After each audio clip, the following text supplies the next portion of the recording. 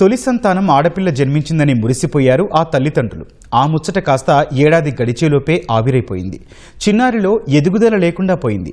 కాలం గడిచే కొద్దీ తమ కుమార్తె శరీరం చొచ్చుకుపోవడంతో ఆ తల్లిదండ్రులు కన్నీరు మున్నీరయ్యారు.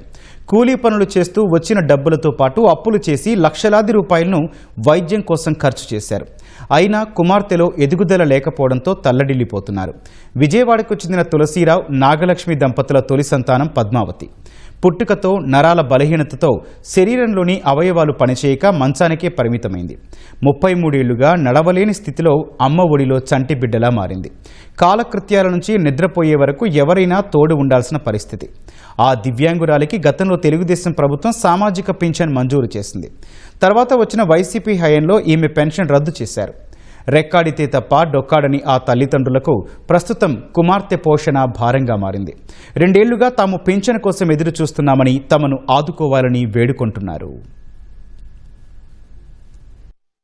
ఆ పాపను విజయవాడలో తిరిగిన హాస్పిటల్ లేదండి, అన్నిటికాడికి తీసుకెళ్ళి చూపించాము. నరాల వీక్నెస్, బలహీనత అని చెప్తున్నారు. వెళ్ళి చూపిస్తాము, తీసుకురావటం అవుతుంది. ఎన్ని ఆపరేషన్ అయింది, ఆయన ఏ పని చేయలేరు. నేను ఆ పాపను వదిలిపెట్టి బయటికి వెళ్ళి ఏ పని చేయలేను. ఆ పాప ఒక్కడిని చూసుకోవడమే సరిపోతుందండి నాకు. నేనేం చేయాలో కూడా నాకు తెలియట్లేదు. ఆ బాబుకి మ్యారేజ్ అయింది, ఆ బాబు వెళ్ళిపోయాడు. మేము ఇంకా ఆ పాపతోనే ఉంటున్నాము. మేమేం చేయాలో మాకు తెలియట్లేదు. మేము తిరగని చోటు అంటూ లేదు. ఇప్పటి వరకు ఆ పాపకి పెన్షన్ రావట్లేదు. ఎక్కడ మీటింగ్ పెడితే అక్కడికి ఎత్తుకొని వెళ్తున్నా. ఎత్తుకునే ఓపిక కూడా లేదండి. నాకు 50 సంవత్సరాల దగ్గరలో పడ్డా. ఎవరి ఆధారం మాకు లేదు ఇప్పుడు ప్రస్తుతానికి. పింఛన్ కోసం రాపిచ్చామండి.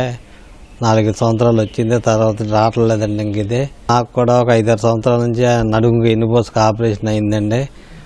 నేను వడ్రింగ్ పని చేస్తాం వల్ల వడ్రింగ్ పని కూడా చేయలేకపోతున్నానండి. ఆ పిల్లకి 4-5 వేలు మందులు కావాలండి నెల వచ్చేసరికి. పాపను కూడా ఎక్కువసేపు మొయ్యలేకపోతున్నామండి.